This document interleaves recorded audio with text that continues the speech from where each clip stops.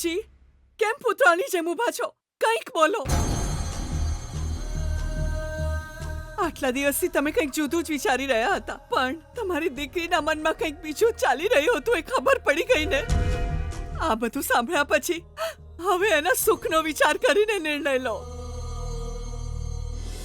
મમ્મીજી, તમારી દીકરીના સુખ સાથે મારું સુખ પણ જોડાયેલું છે. પપ્પાજી આ વાત ક્યારેય નહીં ભૂલે, એને પપ્પાજી? તમારી દીકરીએ એના મનની વાત કહી દીધી છે. હવે બીજા કોઈની મનની વાત સાંભળવાની જરૂર નથી. આપણા બાળકો માટે આપણે હારી જઈએ ને તો એ હાર ન કહેવાય, એ જીત કહેવાય. એકવાર, ખાલી એકવાર હારીને તો જુઓ. આ કેવી રીતે હાર માને? પહેલેથી જ એમને દીકરીઓ પ્રત્યે નફરત છે. મેં દીકરીને જન્મ આપ્યો એટલે હંમેશા મને ગાળો દીધા કરે છે, એને શ્રાપ આપે છે. એને જન્મ આપીને મેં કંઈ ખોટું કર્યું છે?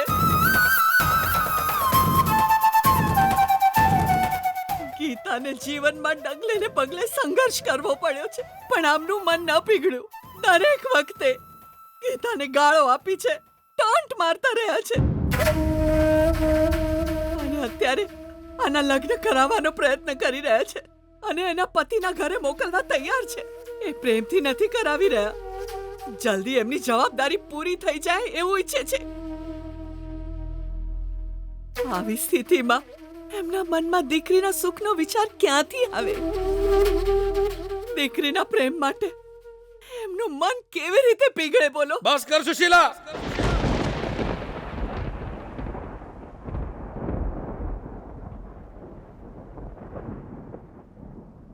બસ કર સુશીલા, હું તારી આગળ હાથ જોડું છું. બસ કર.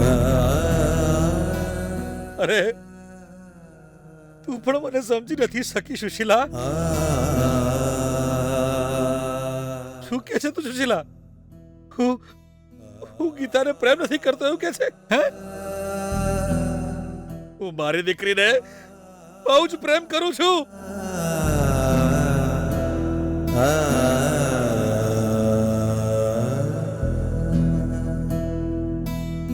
બહુ જ પ્રેમ કરું છું એને.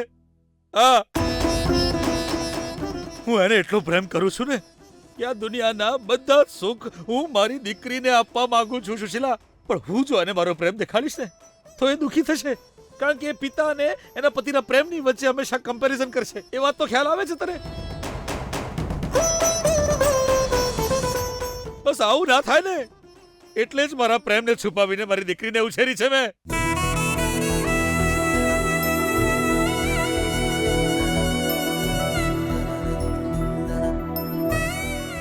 જ્યારે એના પતિના ઘેર જાય ને ત્યારે થોડો પ્રેમ મળે ને તો પણ એને સ્વર્ગ સમજીને ત્યાં શાંતિથી જિંદગી વિતાવી શકે ને, એટલે જ મેં આવું કર્યું સુશીલા. અને આમ પણ એક સ્ત્રીને પિયર કરતા સાસરે વધારે રહેવાનું હોય છે, એ જ એનું સાચું ઘર છે.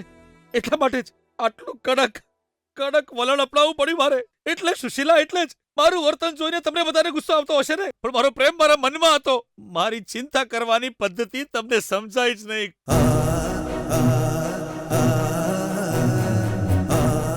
પતિના ઘરે જે પ્રેમ મળે એમાં એ સુખી રહી શકે ને, એટલા જ માટે મેં તકલીફ આપી. એટલે જ તકલીફ આપી.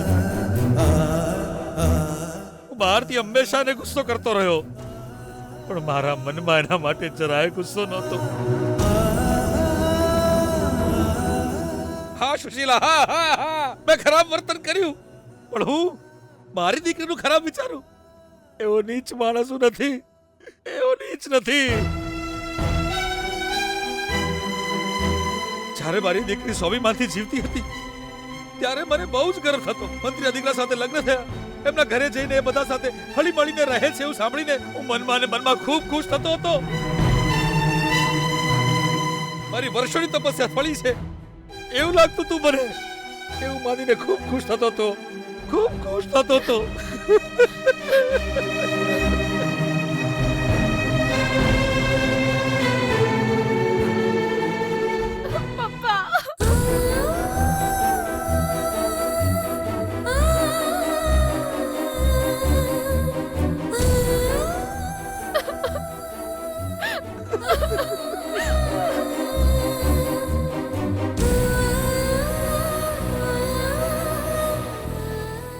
તારી ભલાઈ માટે હતું દીકરા.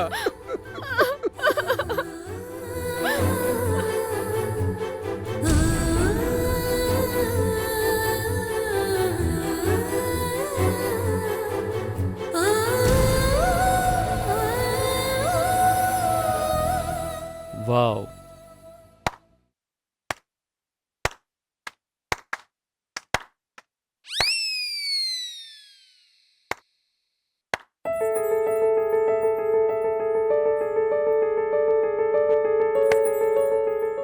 બહુ જ સરસ વાત કહી તમે વૈષ્ણવજી. તમે બહુ જ અલગ માણસ છો.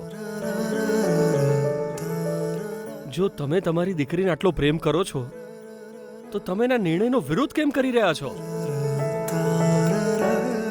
તમે એનું સુખ ઈચ્છો છો ને, તો વિજય અને ગીતાના લગ્ન કરવાની ના કેમ પાડો છો? એનું ખાલી એક જ કારણ છે મંત્રીજી.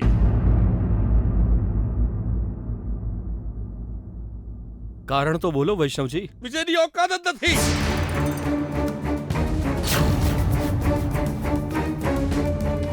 જી હા,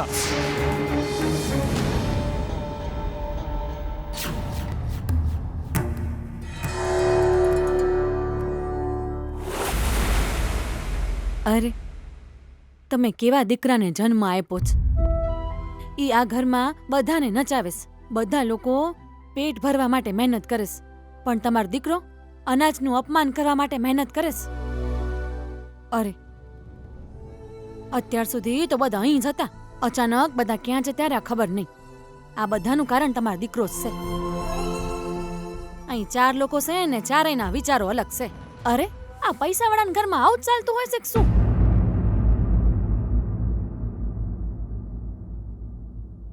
શું કહ્યું તમે? મારા દીકરા પાસે તમારી દીકરી સાથે લગ્ન કરવાની ઓકાત નથી. તમારે તમારી દીકરીને અમારા ઘરે ન મોકલવી હોય તો તમે સીધે સીધી ના પાડી શકો છો, પણ આ રીતે ગમે તેમ બોલવાનું બંધ કરો તમે. ઓ બીપી ભાઈ, ના જીજુ, મારે જવાબ તો આલવો જ પડશે. આપણે જવાબ નહીં આલે તો આપણા કેરેક્ટરની વેલ્યુ નહીં રહે જીજુ. હા તો બીપી ભાઈ, હું ખામી છે અમારા છોકરામાં?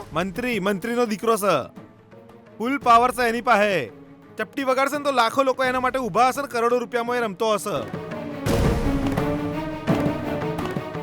રહેવા માટે બંગલો, ફરવા માટે કાર, જય જયકાર કરવા માટે અમારી સેના, અને સલાહ સૂચન આલવા માટે એનો મોમો ઊભો છે. એ ભિખારી, અરે આમના ઘરમાં મફતનું ખાય છે અને અહીંયા એને મોટા મોટા ડાયલોગ મારે છે. હું મંત્રીજીની વાત નથી કરી રહ્યો, હું એમના દીકરાની ઓકાતની વાત કરી રહ્યો છું.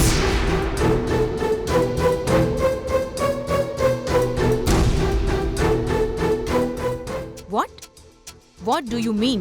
તમે જ કહો મંત્રીજી, તમારા દીકરાએ ક્યારે મહેનતથી 1 રૂપિયો પણ કમાયો છે? એ જાતે મહેનત કરીને પોતાની કોલેજની ફીસ ભરી છે કોઈ દિવસ?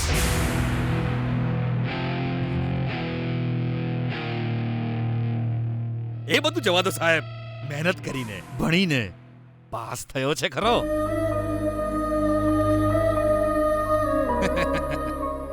એ મફતિયા, તારી પાછળ પેલી સાયકલ પડી છે ને, એ સાયકલ લઈને મારી દીકરી ગીતા ગલી ગલીમાં ફૂલ વેચે છે. એણે મહેનત કરીને પૈસા કમાઈને આ સાયકલ ખરીદી છે. ને આ છોકરાએ આ સાયકલ તો છોડો, અરે મહેનતના પૈસાથી એણે એક ચડ્ડી પણ નથી ખરીદી કોઈ દિવસ. અરે એ છોડો, અરે ગાડી પાર્ક કરે ત્યારે જે પૈસા ભરવાના આવે ને, ક્યાંથી આવે? અરે બાપના ખિસ્સામાંથી.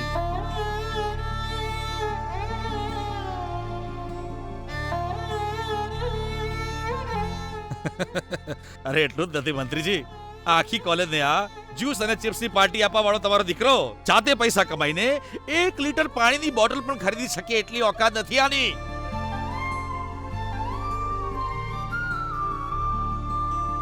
એય, મગજ ખરાબ થઈ ગયું છે કે શું? Mind your words. મિસ્ટર વૈષ્ણવ, તમે બહુ જ સારા વક્તા છો એ અમને ખબર છે. 3 પેઢીઓ બેઠા બેઠા ખાય તો પણ ન ખૂટે એટલા પૈસા હોય તોય મારો દીકરો કામ શું કામ કરે? એવી ગરીબાઈ મારા દીકરાના જીવનમાં તો ક્યારેય નહીં આવે. જે લોકો મહેનતની કદર નથી કરતા ને, એમની સાથે સંબંધ જોડવો અશક્ય છે. ભલે ગમે તે કહો મંત્રીજી, જે મહેનતથી કમાય છે ને, ખાલી એ જ પૈસાની કદર કરી શકે છે, એ જ પૈસાની બચત કરી શકે છે. આવા લોકો બીજાના દમ પર બહુ ઉછળકૂદ કરે, પણ પોતાના દમ પર શેકેલો પાપડ ના તોડી શકે એટલું જ કહું છું હું.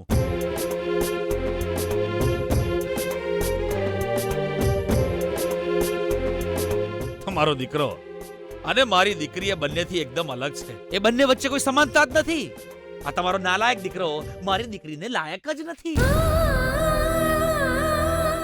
જુઓ, સ્વાભિમાનથી મહેનત કરીને જીવવાવાળી મારી દીકરી અને બાપના પૈસે એશ કરવા વાળો તમારો દીકરો, આ બંનેની જોડી કોઈ રીતે યોગ્ય નથી.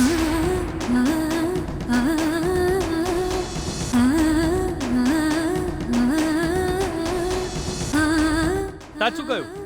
આજ દિવસ સુધી મેં એક પણ રૂપિયો કમાયો નથી, પણ એ વાત માટે તમે ગીતાને મારાથી દૂર કેમ કરી રહ્યા છો? હું ગીતાનો પતિ બનવાને લાયક નથી એવું કેમ કહો છો? આ યોગ્ય લાગે છે તમને? બિલકુલ યોગ્ય છે. કેમ કે જો તું તારા દમ પર પૈસા કમાય ને તો તારી પત્નીને એકવાર જમાડી શકે એટલી પણ યોગ્યતા નથી તારામાં. અરે તારામાં કોઈ ક્ષમતા જ નથી.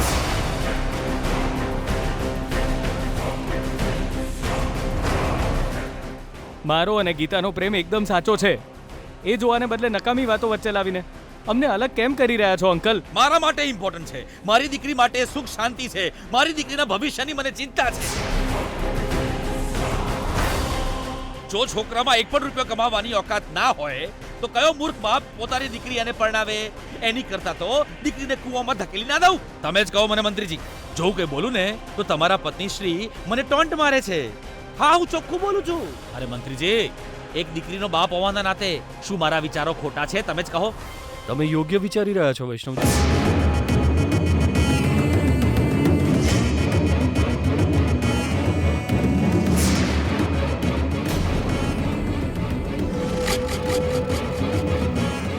આ છોકરી ખબર નહીં કેમ હાથમાંથી જતી રહેશે એવું લાગી રહ્યું છે. ચાન્સ જ નથી મમ્મી. કેમ શક્ય નથી?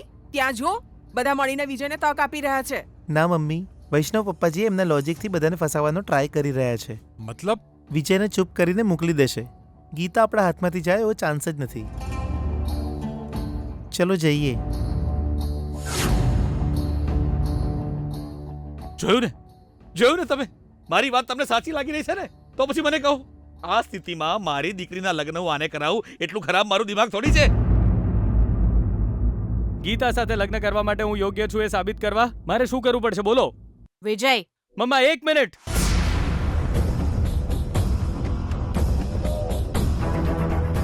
તમે બોલો અંકલ. હું શું કરું કે તમે તમારી દીકરીના લગ્ન મારી સાથે કરાવી દો? બોલો અંકલ. હા તો સાંભળ, આજે હું તને 1 મહિનાનો સમય આપું છું. મહિનાના અંતમાં તારી મહેનતથી પૈસા કમાઈને 1 લાખ રૂપિયા તારે મને આપવા પડશે.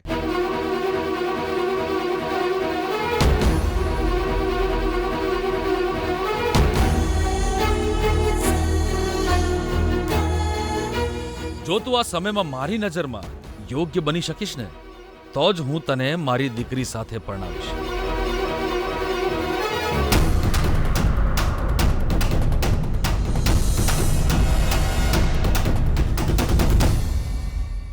આજથી 30 દિવસ પછી તારે પૈસા કમાઈને મને આપવાના. અને જો તું ના કરી શકે ને તો સમજી લેજે કે મારી દીકરીના લગ્ન હું મનમોહન સાથે કરાવી દઈશ. આજ મારો નિર્ણય છે. તને મંજૂર છે? આ એમાં શું થઈ ગયું? 1 લાખ તો ચપટી વગાડતા કમાઈ લઈશ.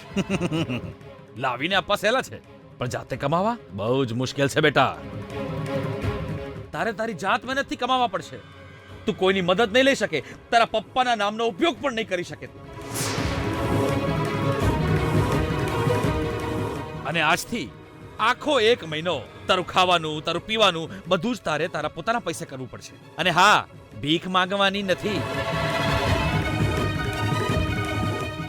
તારા પપ્પાના નામનો ઉપયોગ કર્યા વગર જો તું આ પરીક્ષામાં પાસ થયો તો તું વિજય બનીને વિજય પ્રાપ્ત કરી લઈશ. તો હું જાતે ઊભો રહીને તમારા બંનેના લગ્ન કરાવી આપીશ. તને મારી આ શરત મંજૂર છે ખરી? જો મંજૂર હોય તો આજે બધાની સામે ગીતાના માથે હાથ મૂકીને સમ ખા.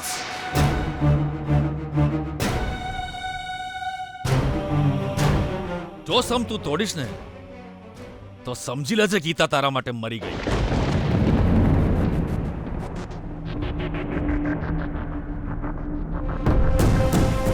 તું અમારી જિંદગીમાંથી કાયમ માટે જતો રહીશ.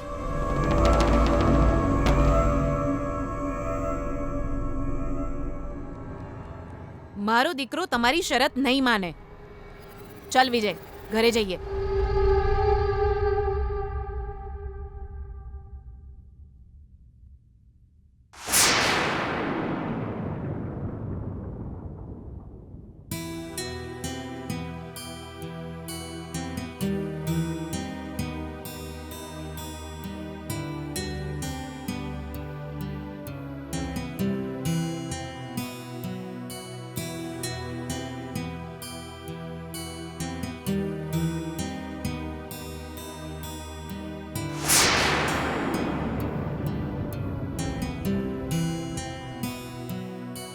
વિજય,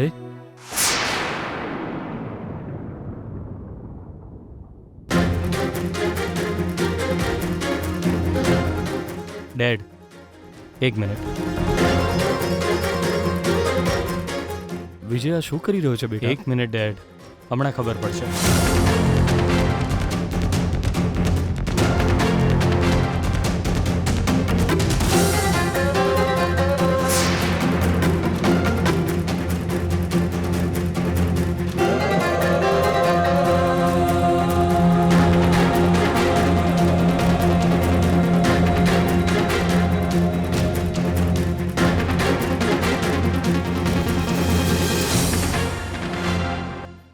ના બેટા, ડેડ, પ્લીઝ.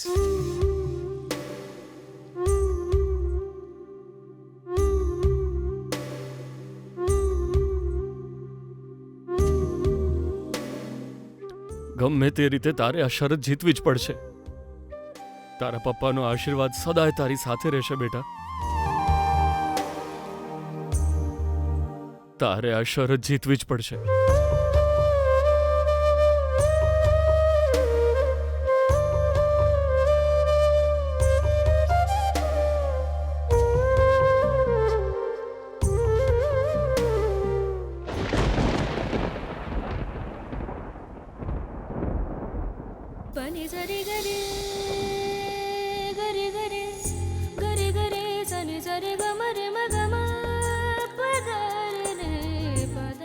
આ જ ક્ષણથી હું મારા પપ્પાનું નામ ક્યાંય ઉપયોગમાં નહીં લઉં. આજથી મારું જમવાનું, મારું ઘર, પીવા માટે પાણી, એમાંથી કોઈ પણ વસ્તુ માટે મારા પપ્પાની મદદ નહીં લઉં. એ બધાની હું મારા પૈસાથી વ્યવસ્થા કરીશ. 1 મહિનાના અંતે રાતના 12 વાગ્યા સુધીમાં હું મારી મહેનતથી જ 1 લાખ રૂપિયા કમાઈશ અને આમની સામે લાવીને મૂકીશ.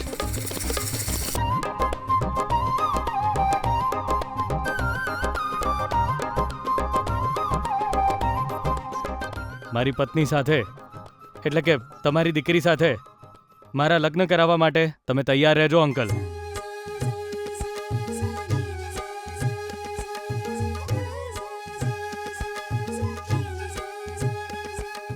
ગીતા, હવે માત્ર 1 જ મહિનામાં આપણા લગ્ન થશે.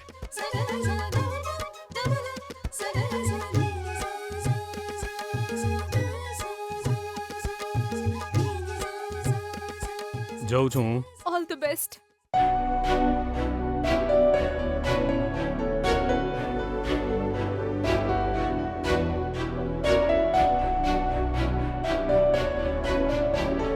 વિજય, મારે તારી સાથે વાત કરવી છે. અહીંયા નહીં, ઘરે ગયા પછી વાત કરીશ. કારમાં બેસ. સોરી મમ્મા, એ કાર ડેડના નામે છે ને? મારી પાસે માત્ર 2 પગ છે.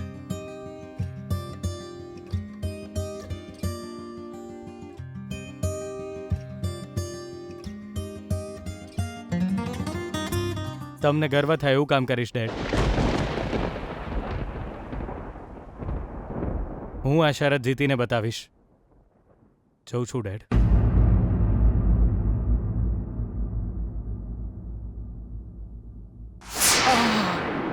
વિજય,